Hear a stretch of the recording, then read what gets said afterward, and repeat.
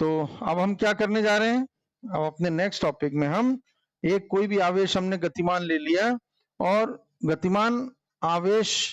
के कारण नियत वेग से गतिशील है ना, उसका कांस्टेंट वेलोसिटी ले रहे हैं अपन और नियत वेग से वो गतिशील है, तो ऐसे बिंदु आवेश के द्वारा जो क्षेत्र मिलेगा वो कैसा होगा, ठीक है ना। तो यहां पर भी हमको क्या करना पड़ेगा, यहां पर भी हम दो निर्देश फ्रेम ले लेते हैं।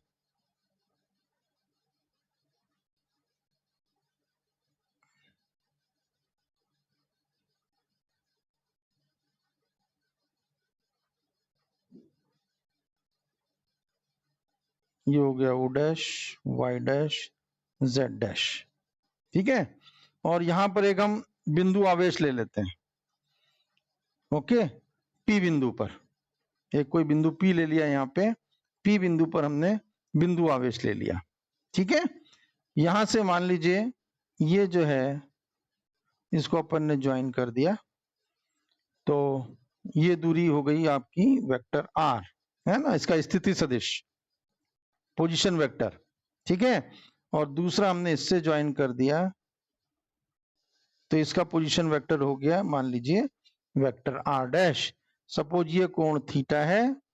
और ये कोण जो है वो थीटा डैश, ठीक है। मान लीजिए हम इस O डैश बिंदु पर Q आवेश को रख रहे हैं, मतलब हमारा कहने का कि S डैश फ्रेम में हमारा आवेश स्थिर है, ठीक है ना, S डैश फ्रेम में हमारा आवेश स्थिर है, राइट। और मान लीजिए ये S dash frame S frame के सापेक्ष V वेग से गतिमान है, V वेग से X दिशा में हम ले रहे हैं, ठीक है, V वेग से X दिशा में गतिमान है, ये अपन यहाँ पे ले रहे हैं। अब हमने अपने सिंप्लिसिटी के लिए बिंदु P को XY तल में ले लिया, बिंदु P को हमने XY तल में ले लिया, मतलब यहाँ पे जो बिंदु P बना वो या तो XY 0 हो गया या X डैश Y डैश 0 हो गया, S फ्रेम में ये और S डैश फ्रेम में ये हो गया, ठीक है ना। और इसके ऊपर जो है Q के कारण यहाँ पे अपने को एक विद्युत क्षेत्र मिल रहा है वेक्टर E, है ना, वेक्टर E डैश, क्योंकि S फ्रेम में S डैश फ्रेम में ले रहे हैं, तो ये मिल रहा है वेक्टर E डैश, और ये हो जाएगा आपका EX डैश इस डायरेक्शन में, ठीक है ना। और यहां पर ये EY डैश, समझ में आ रहा है ये चीज, जो चीज अपन ने ले ली, तो ये तो हमने अभी शुरुआत की स्थिति यहाँ पे कर दी है। अब ये जो बिंदु आवेश है आपका कहाँ, Q बिंदु पर स्थित है, सॉरी O डैश बिंदु पर जो Q आवेश स्थित है, उसके कारण P बिंदु पर विद्युत क्षेत्र का मान कैसे लिख सकते हैं अपन लिख सकते हैं vector E dash that is equal to Q R dash upon 4 pi epsilon 0 R cube, लिख सकते हैं ना, ठीक है, R dash cube, sorry not R cube, R dash cube, that will be R dash cube. मान लीजिए equation number 1 बना लें इसको, ठीक है। तब वेक्टर E डैश अपन लिख सकते हैं EX dash I plus EY dash J plus EZ dash K, ये तो वेक्टर E डैश के लिए हो गया। और यहां पे क्या लिख सकते हैं Q into X dash I plus Y dash J, है ना, और Z डायरेक्शन में अपन Z डैश 0 लिया हुआ है इसलिए Z डैश नहीं लेंगे यहाँ पर, और डिवाइडेड बाय 4 पाई एप्सिलॉन 0 और R dash square means X dash square plus Y dash square to the power 3/2, okay. तो इन दोनों को हम कंपेयर करें तो अपन क्या लिख सकते हैं यहाँ पर EX dash that will be equal to QX dash divided by 4 pi epsilon 0 into X dash square plus Y dash square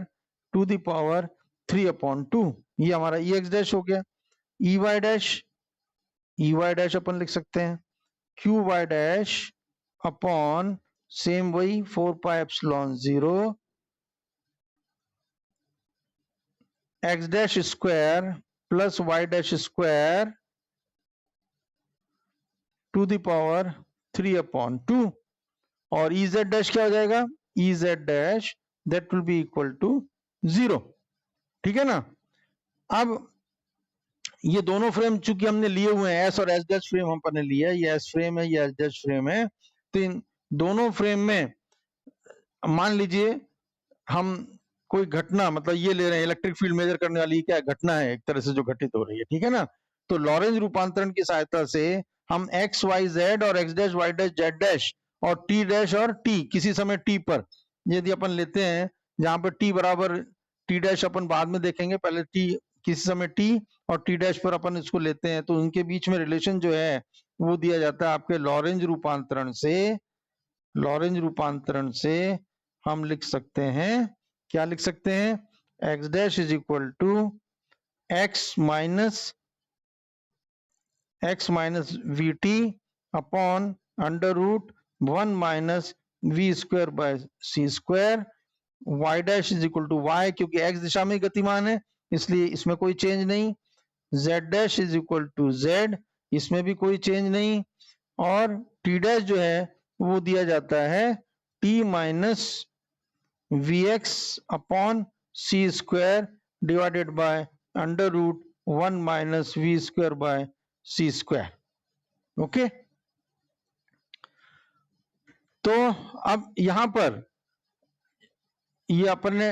x dash E Y dash और ई जेड डैश ये तो घटक हमने किस में लिए, एस डैश फ्रेम में। यदि अपन एस फ्रेम में एक्स वाई और जेड ले लें, ई एक्स ई वाई और ई जेड, तो अपन क्या लिख सकते हैं, E x is equal to E x that is equal to E x dash, क्योंकि सेम उसी दिशा में है, हमने देखा था कि जब पैरेलल दिशा में होता है तो अपन निकाल चुके हैं, तो ई एक्स बराबर ई एक्स डैश हो जाएगा। ई वाई क्या हो जाएगा, E Y will be equal to E Y dash upon under root 1 minus we square by C square, क्योंकि अब ई वाई जो है परपेंडिकुलर है वेग v के, और उसी तरह से ई जेड हमारा जो है वो क्या हो जाएगा, E z that will be E Z dash upon under root 1 minus we square by C square. ठीक है, तो अब इनका उपयोग करें, तो हमारे पास E x dash E Y dash E Z dash है, तो अब अपने को ई एक्स लिखना है, तो ई एक्स बराबर अब देखिए लिख सकते हैं अपन, E x is equal to E x dash, and E x dash is nothing but क्या था, q x dash upon 4 pi epsilon 0 into x dash square plus Y dash square to the power 3/2, फिर E y that is equal to E Y dash upon under root 1 minus we square by C square, तो ये हो जाएगा आपका q y dash upon 4 pi epsilon 0 under root 1 minus we square by C square, ये तो ये आ गया, और उसके बाद हमारे पास है X dash square plus Y dash square to the power 3/2। ठीक है, तो इस तरह से ई एक्स और ई वाई। अब यहां पर अपन ले लेते हैं कि मान लीजिए suppose at T is equal to 0 है, T is equal to T 0 पर यदि ये जो आवेश क्यू है ये यहां हो ओ बिंदु पर, मतलब ओ डैश और ओ एक दूसरे के संपाती हो। ठीक है, मतलब क्या कि सब at T is equal to 0 हमारा जो आवेश Q है, आवेश Q है बिंदु O पर स्थित हो। ठीक है, तो हम क्या करेंगे, इन रिलेशन में जो टी डैश वाले रिलेशन में है, टी को 0 यहां पर अपन ये हो जाएगा है ना, x माइनस वी टी में टी 0 हो जाएगा, तो ये सिर्फ x रह जाएगा। तो अब अपन यहाँ सब्स्टिट्यूशन करेंगे x डैश का और y डैश का, t डैश का तो हमारे पास है ही नहीं, तो अपन यहाँ पर लेंगे E x that is equal to q upon 4 pi epsilon 0 ले लिया हमने, राइट, इंटू हो जाएगा एक्स डैश के लिए x upon under root 1 minus we square by C square, ये तो ये हो गया। और उसके बाद ये आ जाएगा हमारे पास x dash square, so x upon again under root 1 minus we square by C square,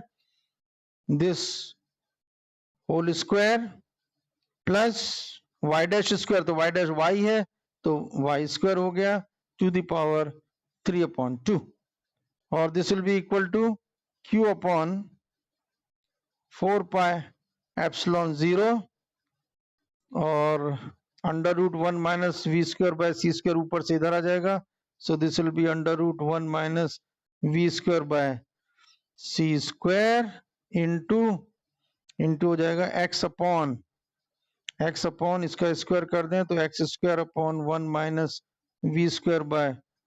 C square, ये हो गया yes, plus Y square to the power 3/2।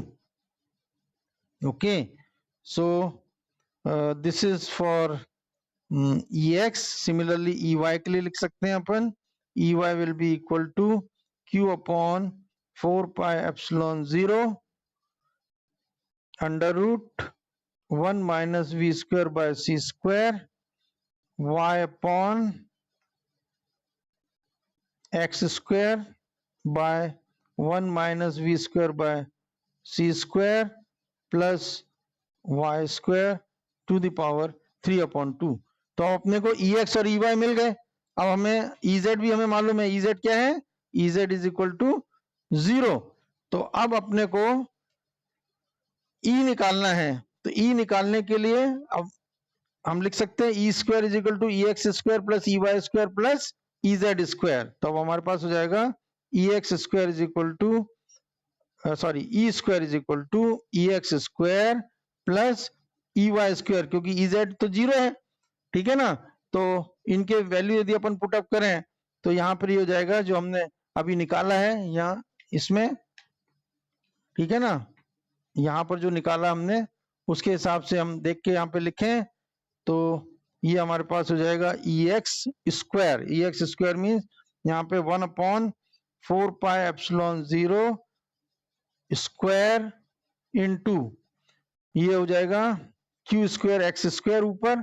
तो ऊपर ले लेंगे q square x square divided by नीचे अंडर रूट है तो ये हो जाएगा 1 minus we square by C square, okay 1 minus we square by C square, then into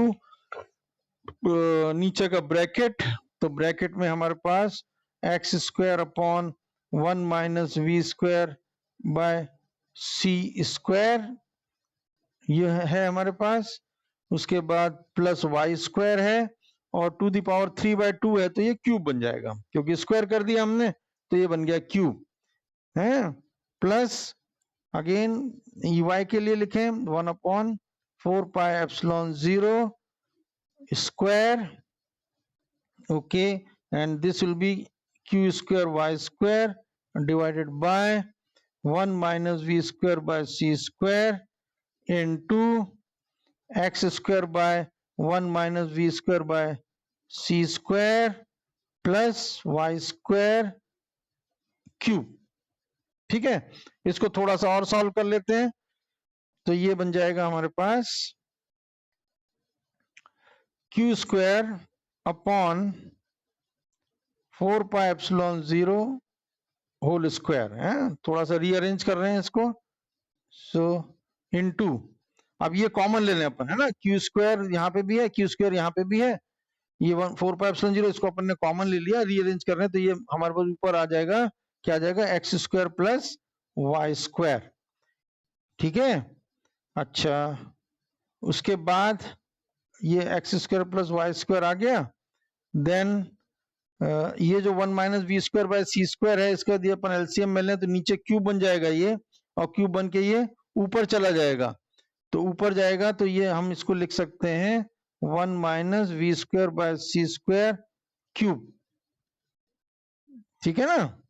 divided by क्या होगा, क्या बचा हमारे पास, ये रह गया 1 minus we square by C square. Okay, then क्या बचा यहां पर, ये एक्स स्क्वायर